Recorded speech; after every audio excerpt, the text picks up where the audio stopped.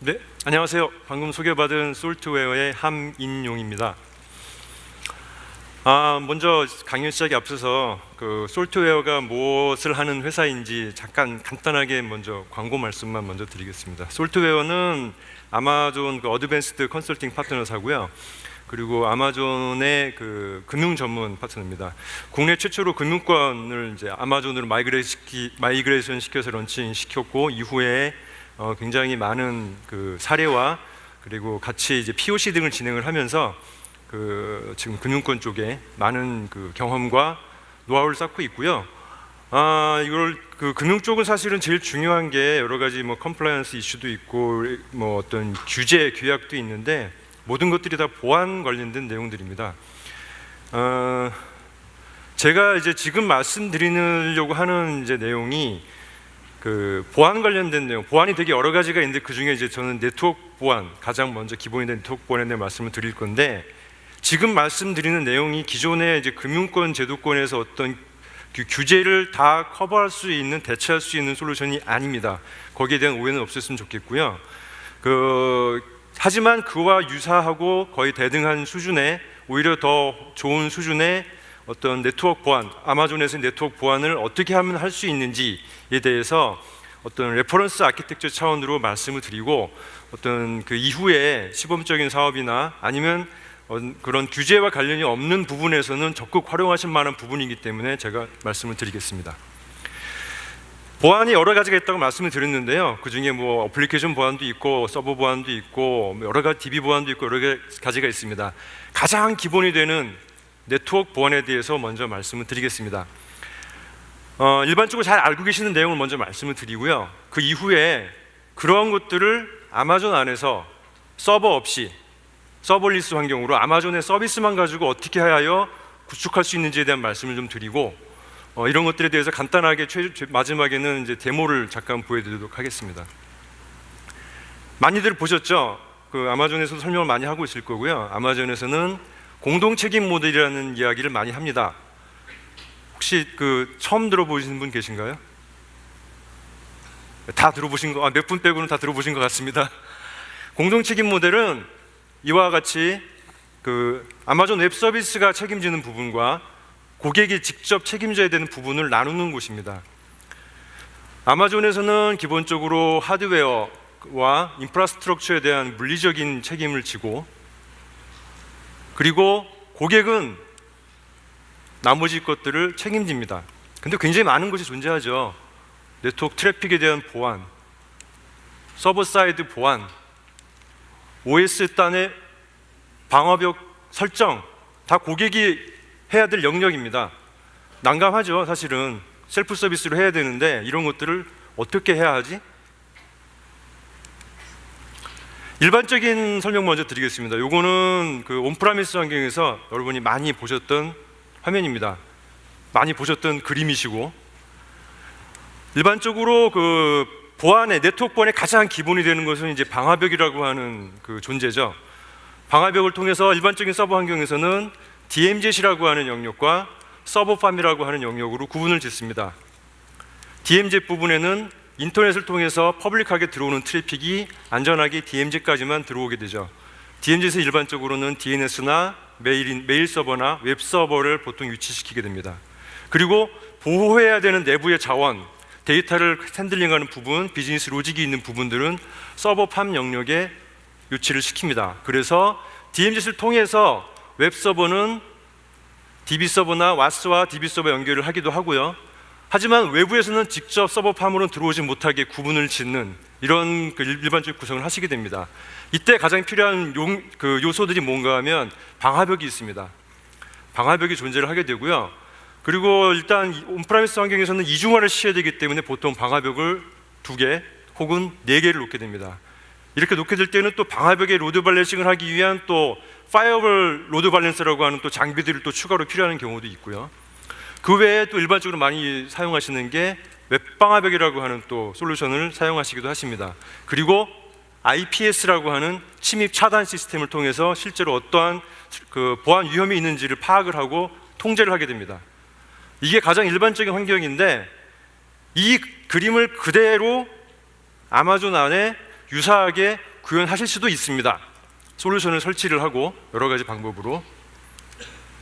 그런데 제가 말씀드리려고 하는 것은 아까 그림과 같은 똑같은 형태로 그대로 퍼다가 아마존 안에 구현하는 것이 아니고 아마존이 제공하고 있는 서버리스 보안 솔루션을 활용을 해서 어떻게 활용할 수 있는지를 말씀을 드리겠습니다. 첫 번째 대응을 해야 될 것 중에 하나가 이제 디도스 공격 대응입니다. 일반적인 환경에서는 디도스 그 클린존 서비스나 이런 서비스를 통해서 외부에서 트래픽을 우회시켜서 받기도 하시는데요. 아마존에서는 크게 두 가지 서비스를 통해서 그 디도스 방어를 하실 수 있습니다. 디도스는 첫 번째 공격 유형이 일어나기 전에 처음에 일반적인 패턴이 디도스 그 공격 패턴도 한 7가지 이상이 존재를 하는데, 첫 번째는 공격 대상 서비스를 찾기 위해서 DNS 트래픽을 조회를 하고 그리고 해당 DNS 서버를 마비시킵니다. DNS가 마비가 되면 뒷단의 서비스는 자연히 마비가 되죠. 자, 이러한 것들이 이제 그 DNS 쿼리 플러드 같은 공격이 일어나는데요. 아마존의 라우트 53이 무엇인가 하면 아마존이 제공하는 DNS 서버입니다. 기본적으로 육중화되어 있고 그 엣지 로케이션에 따로 존재를 하게 되고, 유일하게 아마존에서 SLA를 100%를 자랑하고 있는 DNS 서버입니다. 단순히 DNS가 아니고 DNS 아까 말씀드린 디도스 플러드 공격 같은 그 DNS 쿼리 플러드 공격 같은 그 DNS에 대한 디도스 공격을 방어를 해주고요. 그리고 그 아마존에는 이제 그 쉴드라고 하는 서비스가 있습니다. 이것은 일단 그 네트워크단의 레이어 3, 4 레이어의 디도스 공격을 다 막아줍니다. 쉴드 서비스는 크게 두 가지가 존재를 하고요. 기본적으로 스탠다드 쉴드라고 하는 것은 추가적인 비용 없이 그대로 활용하실 수가 있습니다. 어드밴스드 쉴드라고 하는 것은 그 기본적인 도스 방어 외에 그 DDRT라고 하는 디도스 대응 팀이 어떤 침해가 있을 때 모니터링을 하고 리포팅을 추가적으로 해주는 유료 서비스입니다.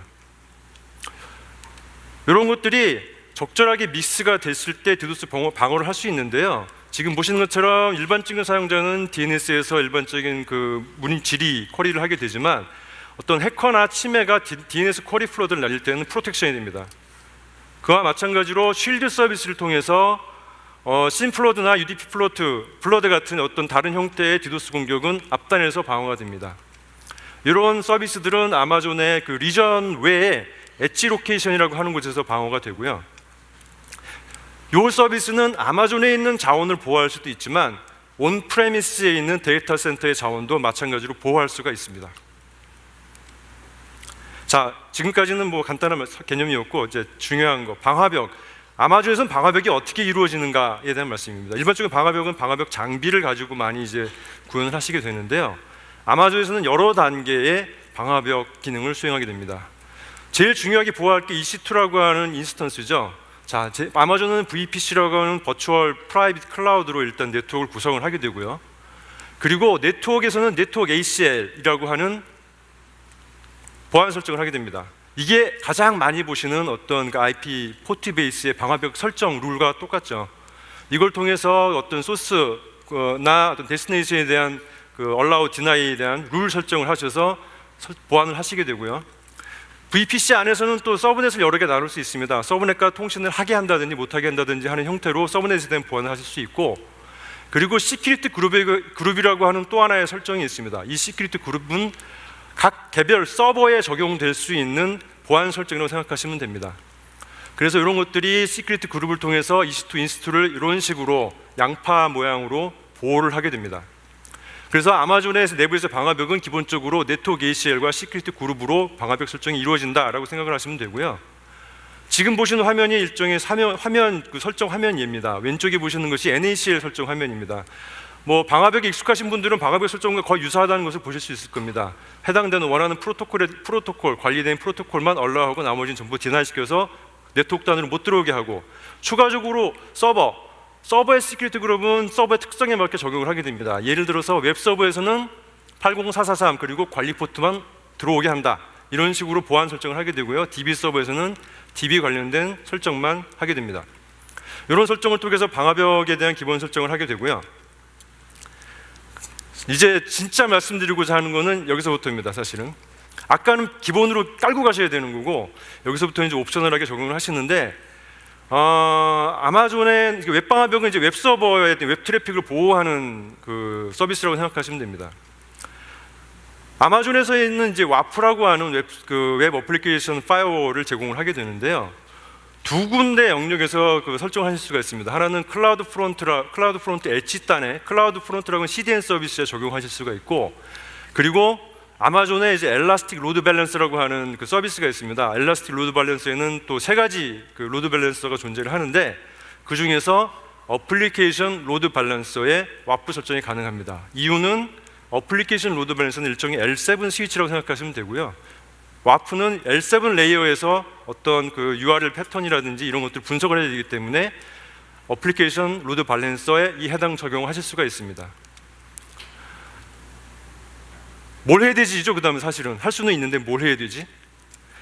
일반적으로 이제 와프 설정을 하실 때 가장 필요하시게 되는 설정이 그 기사에서 권고하는 사항은 OWASP 탑10을 적용을 하고, 그리고 국정원 8가지 룰을 적용하도록 권장을 하고 있습니다. 근데 국정원 8가지 룰에 4가지가 OWASP 탑10과 동일합니다. 나머지 4가지는 뭔가 하면 그 아파치 서버 같은데 디렉토리 인덱싱 하지 못하게 하는 거, 그리고 웹데브 쓸 때의 취약점, 그리고 우리나라에만 좀 많이 쓰는 테크노트나 그 다음에 그 제로보드에 대한 취약점 방어인데, 국정원 8가지 룰은 사실은 2005년에 나온 거거든요. 13년 전 룰이라서 사실은 그 해당 그 소프트웨어들은 최신으로 업데이트 시키면 대부분 방어가 된다고 보시면 되고, 이 OWASP 탑10은 기존에 그 버전이 2013이 있었고요.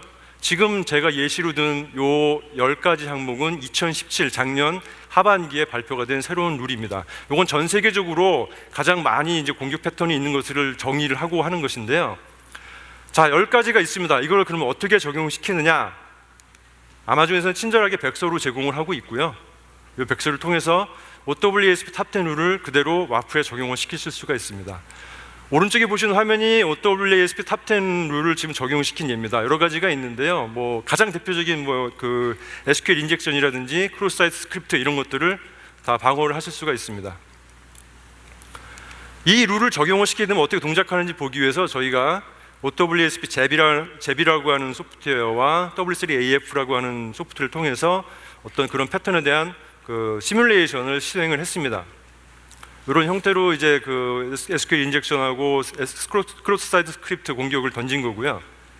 와프룰, 아까 말씀드린 와프룰이 적용되었을 경우엔 화면이 이런 식으로 클라우드 프론트에 적용이 됐습니다. 그래서 해당 리퀘스트는 블락이 된 화면이 나타납니다. 물론 이 페이지는 원하시는 화면으로 바꾸실 수 있습니다. 그리고 해당 공격이 일어났을 때 아마존에서는 이러한 또 대시보드 매트릭을 제공을 합니다. 어떠한 침해가 언제 몇 번 수행됐다, 그리고 그와 관련된 상세 로그들, 어떤 호스트 명령을 가진 공격자가 어떠한 공격을 수행했다는 로그들을 같이 확인을 하실 수가 있습니다. 그 다음 말씀드리고자 하는 것은 인트루전 디텍션, 침입 탐지라고도 하고요. 이게 사실은 아까 제가 IPS라는 걸 말씀을 드렸어요. 그 두 가지가 있습니다. IDS라고 하는 것과 IPS라고 하는 것이 있습니다. IDS는 인트루전 디텍션 시스템입니다. 침입 탐지 시스템입니다. 일종의 그 CCTV와 같은 역할을 하는 거고요. 네트워크 안에서 트래픽을 모니터링하면서 어떤 그 시도가 있는지에 대한 모니터링을 하는 것인데, 침입 탐지 시스템은 말 그대로 탐지만 합니다. 탐지하고 로그 뿌리고 끝입니다. 그럼 관리자는 그 수많은 로그를 보고 이제 조치를 해야죠. 그 이후에 나온 것이 IPS, 침입 차단 시스템입니다. 로그를 보고 어떤 침해가 발생을 했을 때 거기에 대한 룰을 적용을 해서 그 온프라미스에서는 방화벽 같은 것이 될 수도 있고 아니면 IPS 장비가 될 수도 있는데, 해당 트래픽을 완전히 블락시켜 버리는 게 IPS입니다. 아마존에서는 일종의 그 IDS와 비슷한 유형의, 근데 AI IDS라고 하는 서비스를 제공을 합니다. 가드 듀티라고 하는 서비스고요. 비용도 굉장히 저렴합니다. 저는 이거는 꼭 키시고 뭐 거의 10초 이내면 동작이 완료가 되거든요. 키시고 모니터링 하시고 필요 없을 땐 그냥 끄시면 됩니다. 지금 왼쪽에 보시는 게 현재까지 그 가드 듀티에서 이제 그 차단하고 탐지하는 리스트입니다. 가드 듀티는 그 여러 가지 로그를 활용을 합니다. 아마존 네트워크가 일반 온프라미스 네트워크와는 좀 다르죠. VPC 워크플로우 로그하고 라우터 23 로그, 클라우드 트레일이라고는 API 호출 로그를 종합적으로 판단을 해서 뒷단에서 빅데이터 분석과 머신러닝을 통해서 가드듀티가 차단을 하고, 차단은 아닙니다. 죄송합니다. 차단이 아니고 탐지를 해서 이런 형태의 점수로 해당 유형을 알려줍니다.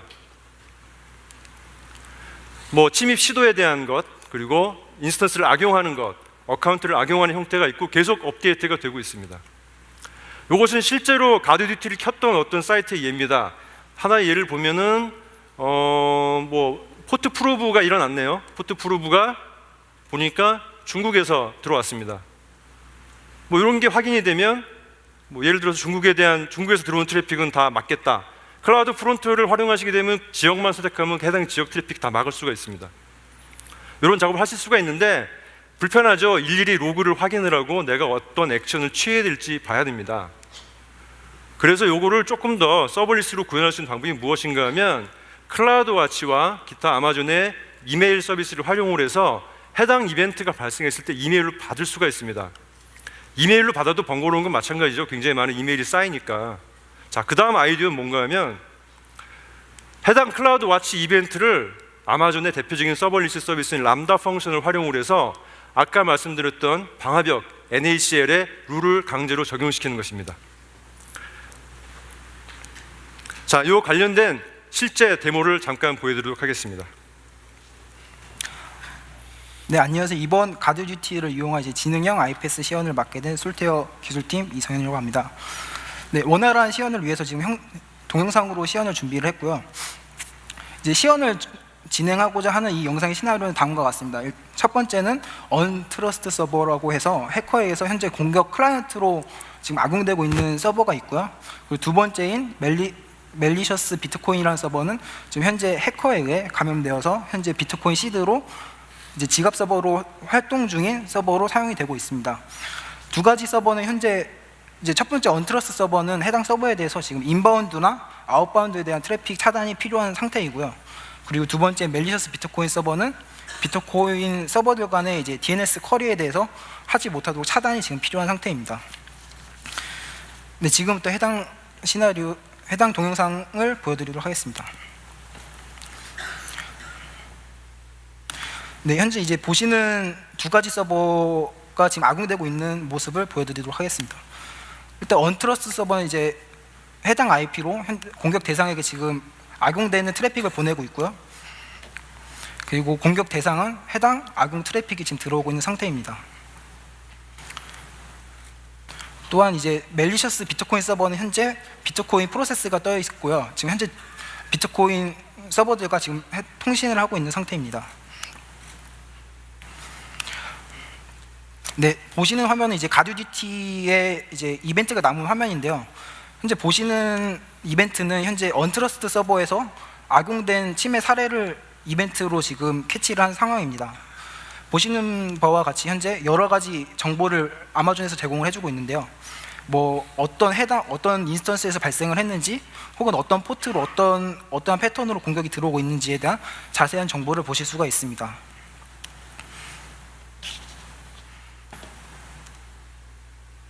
네, 보시는 것처럼 현재 가드듀티 람다라는 펑션에서 인보크 된 것을 확인하실 수가 있는데요. 현재 가드듀티 람다 펑션 안에서는 해당 가드듀티에서 남은 이벤트를 캐치해서 해당하는 서버에 해당하는 NACL에 이제 차단 룰셋을 자동으로 들어가게끔 이제 노드.js로 코딩이 되어 있고요.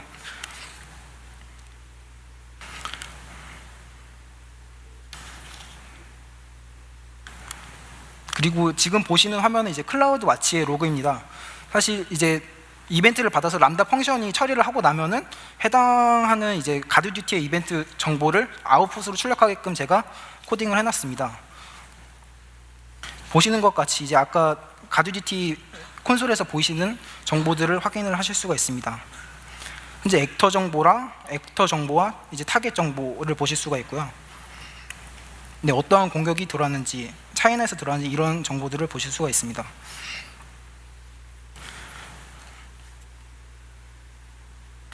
네, 이제 실제로 네트워크 ACL을 가보면은 실제로 해당 액터가 차단이 된 것을 보실 수가 있습니다. 이제 인바운드 룰에 디나이가 되어서 해당 서버에 대해서 지금 차단이 되었습니다. 실제로 이제 아까 언트러스트 서버에서 공격하던 서버로 들어가서 실제 공격을 날려보면은 현재 이제 통신이 안 되고 있는 걸 보실 수가 있고요. 그리고 이제 공격 대상 서버에서도 해당 공격 트래픽이 안 들어오는 것을 보실 수가 있습니다.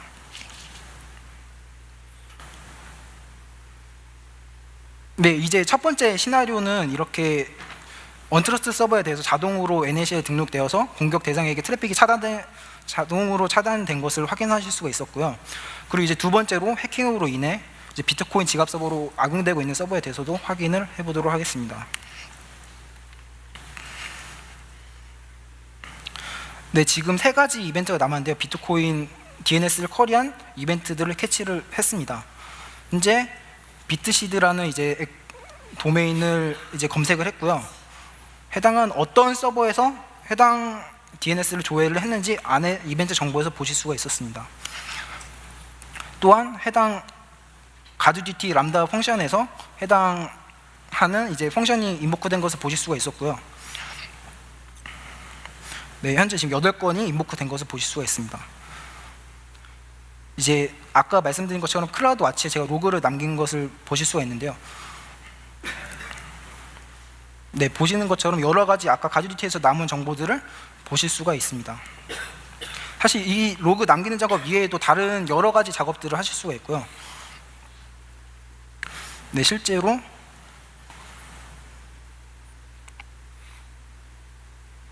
이제 네트워크 ACL에 실제로 이제 트래픽이 디나이드가 추가된 것을 보실 수 있습니다.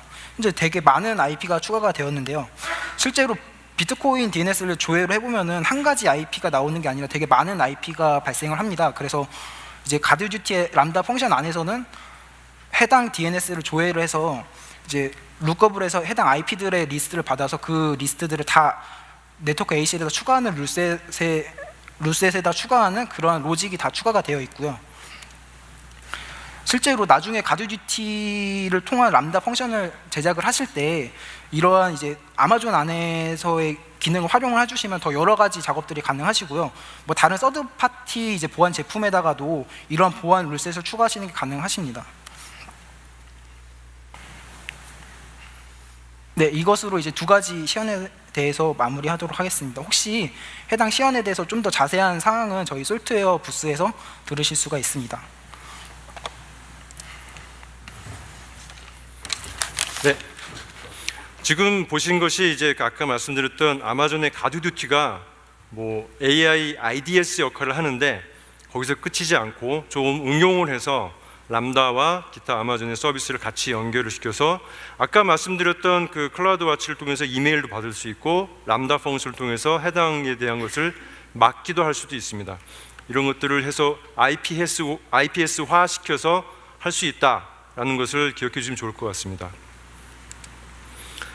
그러면 왜 이러한 그 서버리스 네트워크 시큐리티 그 솔루션들을 적극 활용하는 게 좋을까요? 뭐 예상하시는 것들 거의 비슷할 겁니다. 서버리스라고 하는 것 첫 번째, 인스톨이 필요가 없고 아마존에서 풀리 매니지드 서비스로 제공되는 것입니다. 보통 이러한 보안 장비들 들어올 때 아까 제가 초기에 온프라미스에서의 환경을 말씀드렸지만 굉장히 많은 시스템이 이중화도 고려도 해야 되고 복잡성을 가지고 설치를 해야 됩니다.